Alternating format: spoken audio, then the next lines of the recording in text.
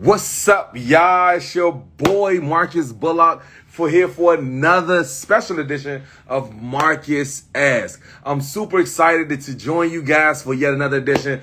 Today we're going to be talking about education behind bars, getting your education behind bars. We're going to be having Professor Stanley Andrisse going to come on and join me in a few moments. I'm excited for each one of you guys not only to hear and learn about how we think about addressing education behind bars and why it's important to us, but more importantly, what organizations that are focused on people that are coming home from prison are doing to help address the need for delivering education well before they come home.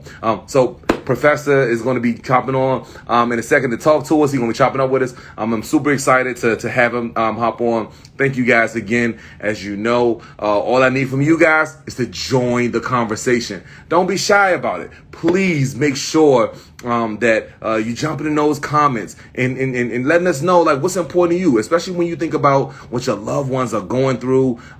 If you have someone that's inside of these cells, or if you just want to learn about ways that you can engage or involve yourself as we think about best ways to be able to get folks behind bars access to education. One of the things I'm excited to talk to him about is Pell Grants. Like, what's going on with that? How are they thinking about doing that? Stanley Andrisse, he runs an organization called Professional Prison to PhD. So how are they thinking about getting folks real like post-secondary education opportunities inside these cells? So shout out to Stanley. I'm gonna give him a few minutes. He's probably going to join us in a quick second. Once Stan hops on, it's going to be on and popping. So thank you guys so much for joining in this conversation with me for another special edition of Marcus Asks. All right, so while we wait for Stanley to hop on, I'm going to tell you a little bit about my journey of going through prison and the education I received when I was there. Interestingly enough, when I went to prison, I was so young that I had no idea that I was going to actually have to go through that experience. And so I really wasn't concerned about education. It wasn't until much later that I met older folks that were there that were talking about the importance and need of education after I came home from prison. So I'm super excited to talk to Stanley about what they're doing to bring it in. Matter of fact, he just joined on. So I'm going to let Stan in right now. I can't wait to holler at him, chop it up. It's been a minute since I've talked to the good professor anyway. So this is going to be fun. I'm super excited to chop. There he is, right there. There he is, y'all. This way. No, What's you up? can What's get up? Can you hear me? the first time. All right, this way. I can hear you. Yeah, There we go. There we go. Yeah, I think vertical is perfect. You can hear me? It's a little sketchy. It's a little choppy. But I think I can hear you though. There you go. Now you're perfect. Now you're perfect. Yeah. There we go. What's up, man? What's going on, bro? Thank you so much for taking some time to chop it up with me this afternoon, man. Oh no, I'm excited. Minus the minor technical difficulties, man. You would think that I know IG, but you know, I was like, where we meet that? Okay, I got it though. Nah, it's cool. It's cool. One of the things that I get excited about doing on our IG channel, right, is like is having folks in our IG community be able to engage with us and learn like on the fly in a real live conversation, so they can learn from the folks who we bring onto our episodes of Marcus Asks. But for all of you guys who don't know, I'm telling Stanley as well that we also post these same videos on our YouTube channel, so that folks can watch them forever and a day, right? Like, we want you to be able to make sure you get all these resources, and I think that's important to me and to the community in its entirety. So I'm grateful that you came on, man, to chop it up with me. Thanks again. Oh yeah, thanks for having me. I'm excited. Yes, I don't do a whole bunch. I don't take a lot of time to introduce folks, right? I like for you to take your own, do your own introduction. Yeah. And so you can help me help others explain who you are.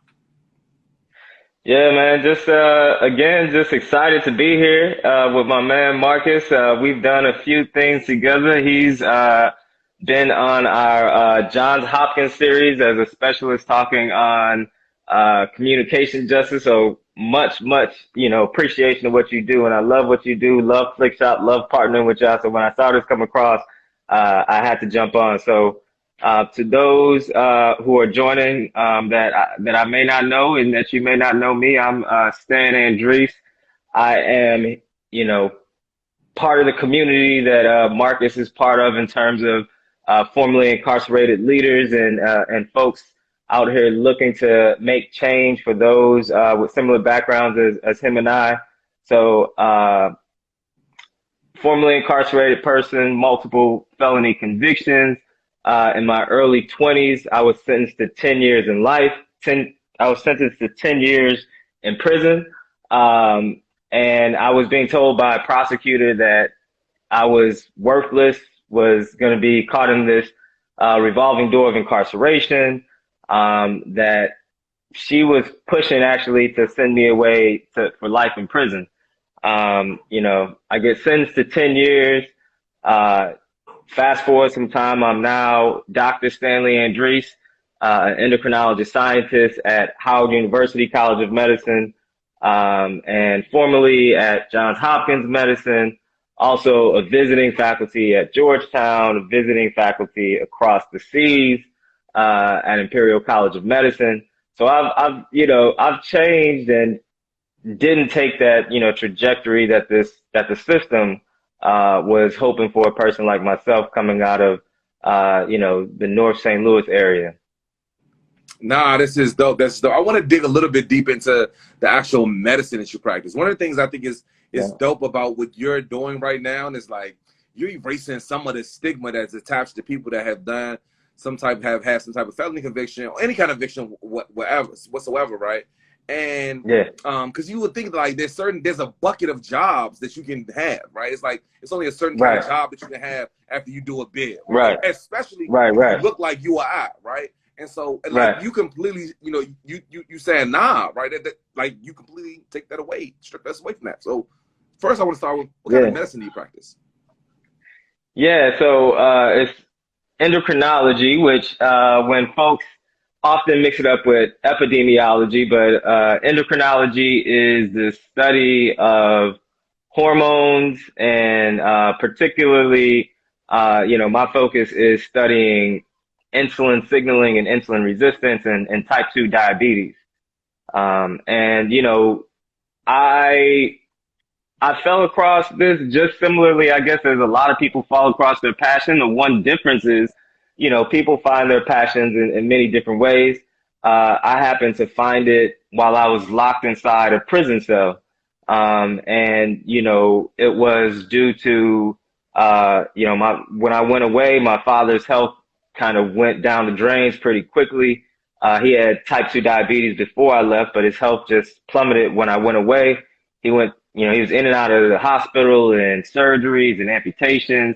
And he eventually ended up losing his battle with type 2 diabetes. But it was, being stuck in this cage and, not knowing what to do with that emotional feeling of losing someone and seeing them deteriorate. I couldn't really show the emotion of crying and feeling, the type of feelings that people may generally feel when people are sick and dying. So I channeled that energy into wanting to learn about diabetes. At the time, it was not I want to be an endocrinologist and this is what I want to do for life. I was really just kind of thrown off at how it was literally eating him alive. Like if you've never seen diabetic necrosis of the foot, I don't suggest that you Google it because it's not a pretty sight. So, I mean, this is something that literally is eating at somebody. And I just couldn't understand why that was. And I wanted to understand that. And I started, I read my first scientific article on diabetes while I was locked in this prison cell. And it was, my body was physically locked inside a prison cell, but my mind was roaming around the human cell and learning all the intricacies of how diabetes and insulin resistance interacts with the human cell. And I mean, that is literally, I'm still doing that now. So it was like this endless amount of information to take in. So it was like I was on the Magic School Bus. I don't know if you guys remember the Magic School Bus, and there was like an episode when they went inside the stomach and they're just like, I could literally just spend days, weeks, months. And so, that was a way for me to channel that hurt. But then, it became this thing that was a way for me to get out of prison. And then it became a career. and now now that's what I do. Yeah. Nah, this And is super dope. yeah. Nah, I was gonna say, Yeah. I didn't mean No, to cut I you off. was Go. just, I mean, and so to your point about like, I think when it at the time, I never thought that this was going to be a career path. You know what I mean? I kind of fell in love with this Because that was thing my and I next really question. didn't know what I was going to do with it. Yeah.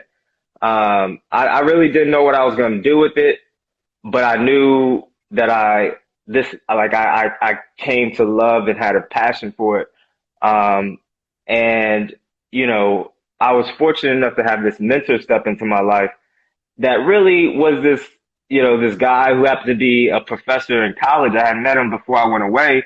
And, he didn't know about all the barriers of incarceration and the collateral consequences. So he was like, fuck it, let's do it. Like, go for it, man. Like, you can't let this talent and potential go to waste. Like, Stan, you can do this.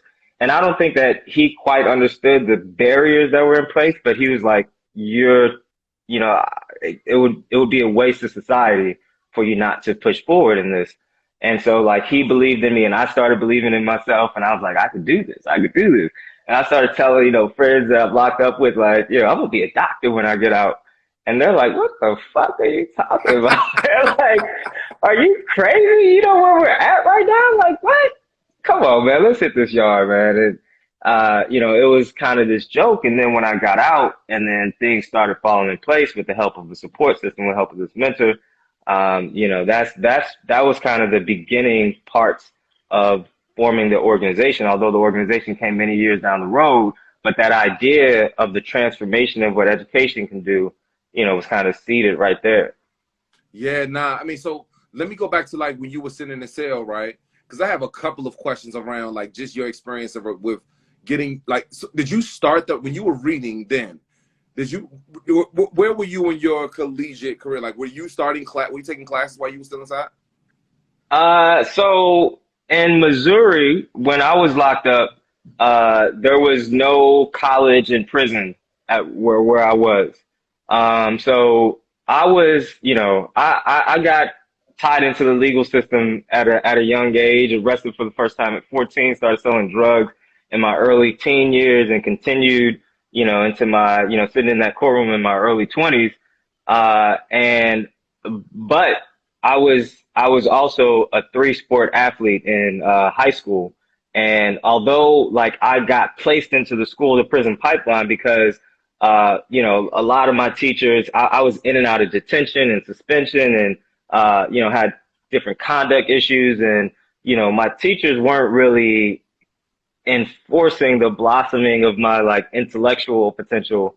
I was just kind of this troublemaker, always in suspension, detention, flirting with girls and doing different things that they saw as being a troublemaker. So I embodied that.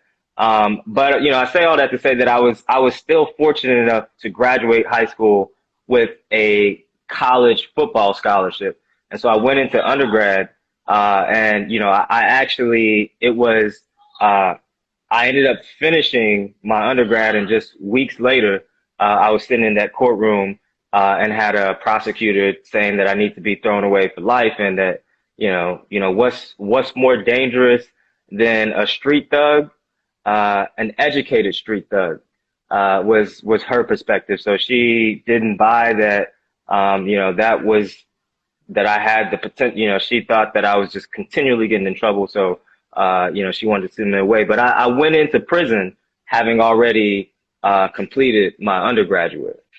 Yeah, oh, I got you. I got you. So while you were there and you were thinking, I mean, when you started, now you're reading. So studying and research wasn't completely foreign to you while you were still sitting there. You understood the value of it. So when you were saying to yourself, when you were saying out loud, I'm going to be a doctor when I go home, like you meant it. And you were thinking in your mind, like, I am willing to do what it takes in order to be able to get back on to a campus somewhere and Yeah. pursue this as a career. Yeah. So I would say so. I'm actually I'm about to go back to my undergraduate alma mater and do one of the keynotes for. I'm doing a bunch of things around homecoming week.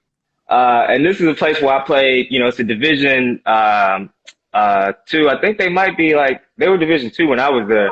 I think they might be division one now, but so, um, when I was in college, there was several, there was like, I got in and, in high school, I was like everything, right? I played a bunch of different positions and I thought I was the shit. And so I went into college with the college scholarship. I mean, the pros, I wasn't in college really for school. I was in college to make it to the pros. And it wasn't like, so the black experience, the black teenage experience, the young experience, it's like go pro in sports, go pro as a rapper, or go pro in the streets. And so I had my foot in all three of those because that's what they told me to go Yeah. pro in. And, so I was going hard in all three of those and not really in education. So although I was in college, the student athlete part, my talk to the students when I go back, and I'm actually going to suit up with the guys before the homecoming. I'm going to get to practice with them, which is dope. Super excited about that. But, my talk is called "The Student Comes First" in student athlete. And for me, it didn't, so that's kind of the message that I'm pushing to them. I didn't really put the student first. It was all about athletics and selling dope at that particular time. Yeah. Yeah. Yeah. Oh. So what? So when you get out and you're in the class, did you ever have that? Did you have that issue of like having to check the box that you were that you had a felony conviction when you came home and were applying for school? Yeah, yeah. So that was, so I got all excited about this idea of like, I'm going to be a doctor and, let's make it happen. This professor believed in me and I started believing in myself and I applied while I was still in prison, to a bunch of different programs. And it took months to put these together because one of the challenges, Oh, you were I applying have for schools while you were still in prison. while I was still in prison. Yeah, yeah.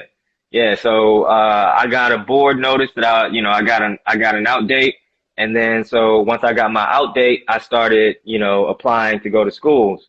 And I mean it literally took months and months to put these together because and this is something that I explain in my book that's just recently released and actually is the number one is number one new release in educators biographies, but I talk about some challenges, but one of the challenges is like, as you might know, mail, right? That's a big part of flick shops, what you do.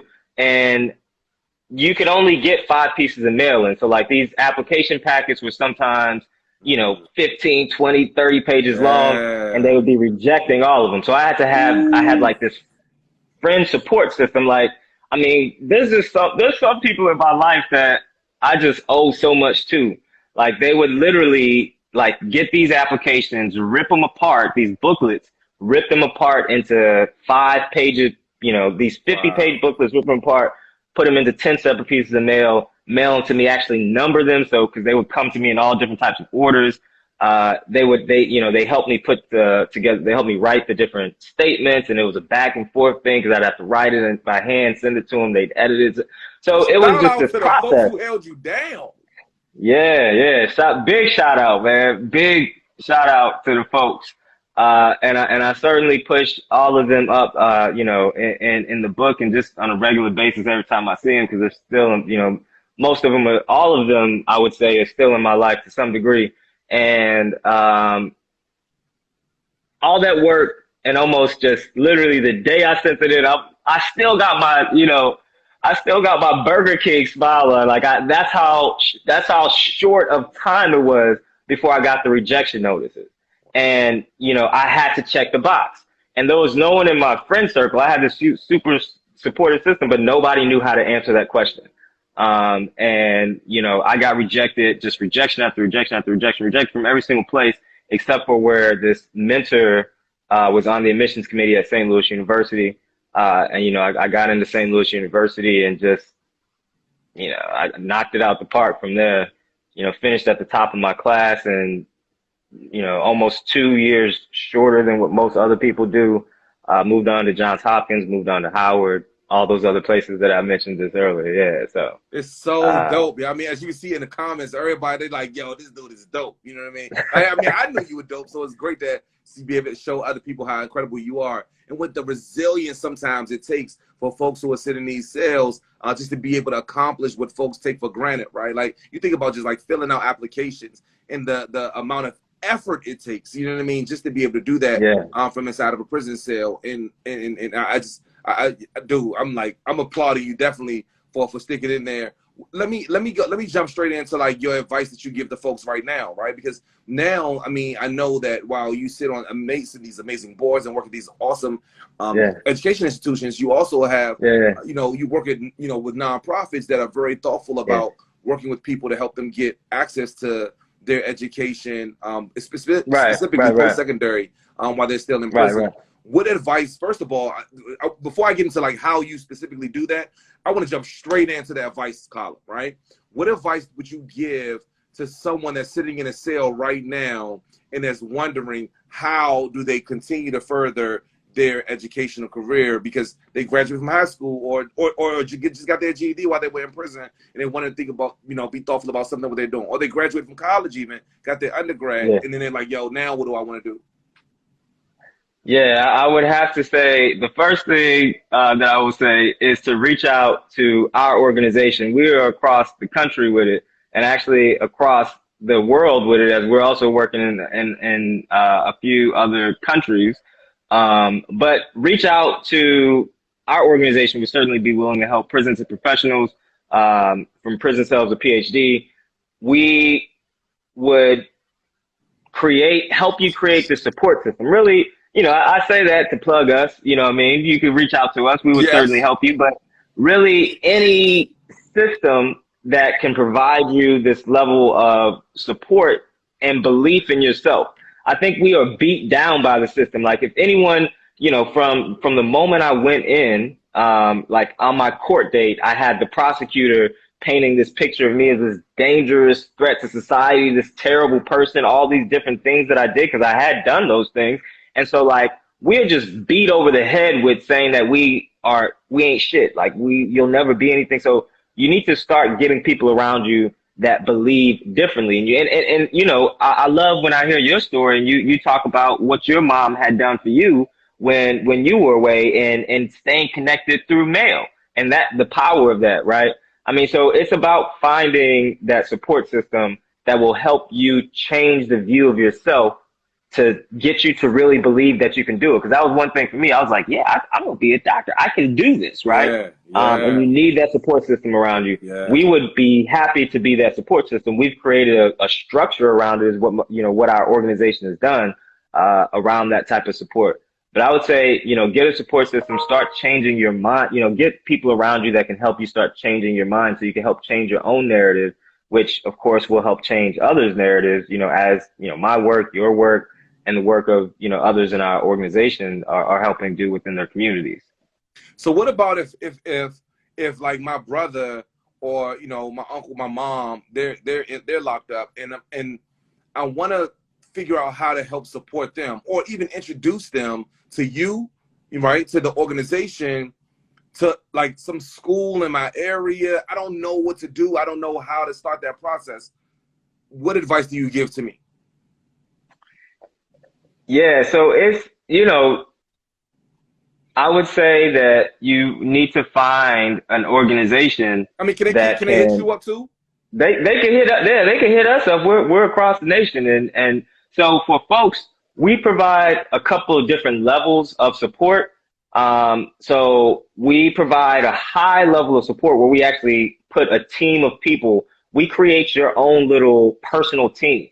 Like we have over 250 volunteers that work with us.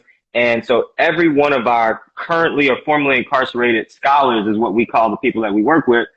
We assign 3 volunteers to each of them.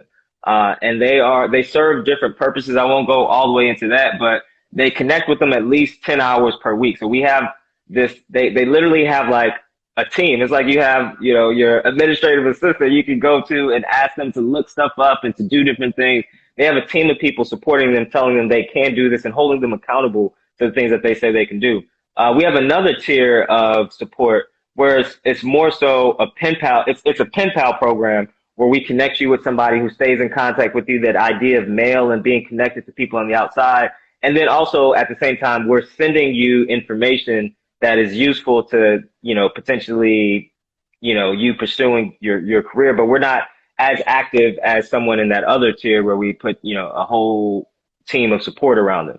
But in either tier, you're getting supported and you have positive people. You're learning about stories like yours, and we're constantly giving them different stories of uplifting formerly incarcerated folks. So I would say find organizations like that. Find that inspiration. For me, I didn't know about organizations like this, but I happened to find inspiration in a human cell, and I hung on to that, and and then I had a support system around me. So that would be, find someone that believes in you, and put positive people around you. Yeah, nah, that's great advice. That's great advice. And what about the folks that are like that have come home and they come home and they looking for a second chance and they don't know where to start either, right? Like they like, man, I want to go back to school. I mean, education is important to me. I want to further my education. I just don't know what to do next. Yeah, and for us, furthering education is about what, we help the person find out what's best for them. So, if we go through a process of learning, helping them learn about themselves, like again, like in my personal situation, all the hustling tools and skills that I was using, I was being told to throw all that shit away because that's what put me in prison. Whereas like I use all those skills now as I interact with my colleagues, and the way that, I'm a people person, and the way that I could build collaborations and write grants with people. Those were all the same skills. So we teach people that you have all the skills you need to be successful. You've been being told that those are bad things, but we want to help you. It's called asset-based community development is the methodology that we use. Is that it's not about what's wrong with the individual. It's about what's strong. And we try to find that, and we try to make it stronger. So we just build the person up. And that may mean they want to do whatever it is that they want to do. Like, and we help them do that. So, we believe in education, but education does not necessarily mean the college degree to us. It means, trying to do something that brings you self-value and self-worth, and can help you live prosperously and happy, and start a family, and do the type of things that is the so-called American dream. That's been taken away from us. There is no American dream for people that look like you and me, and we want to try to give people a small taste of that. Real quick, so I got 1 minute left with you, so I want to go real quick. Do people at any of these colleges or universities where you teach classes or where you perform research?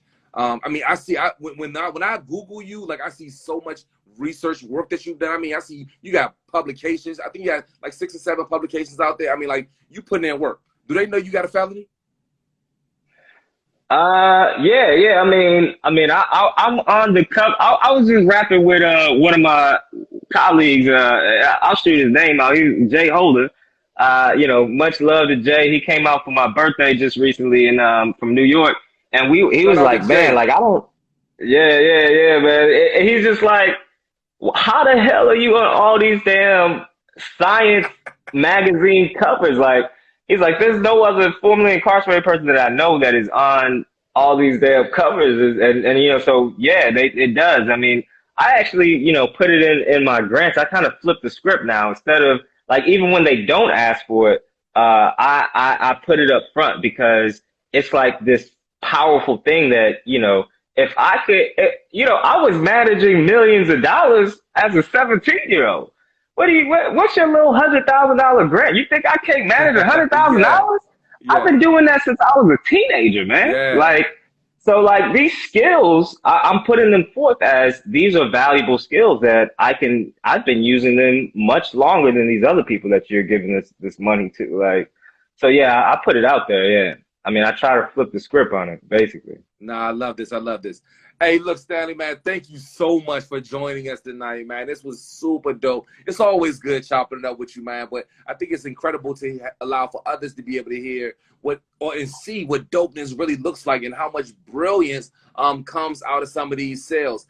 Tonight we heard so much from Dr. Stanley Andrisse tonight. He talked a little bit about his journey, his path to furthering his education after he came out of prison. And what I think that was really cool about it, right, was that he also pointed to he inside of his storytelling, he talked about how he went to prison after he went to undergrad. So he already had a degree and still went to prison. So this is like erasing a bunch of stigma for a bunch of people that say that folks who have college educations can't make some of the same mistakes like someone who like me, who made them when I was, a kid and hadn't made it to college yet, right? So I think that was a really important one. And one of the other things I heard Stanley talk about, he talked about the importance of community in almost every answer that he gave tonight when I talked about education and try to weave it around into how dope he was and the work that he did in order to be able to further advance his own personal education so he can get all of those letters behind his name. He consistently talked about the people who helped him with the mail and get his job, who getting the college admissions applications in,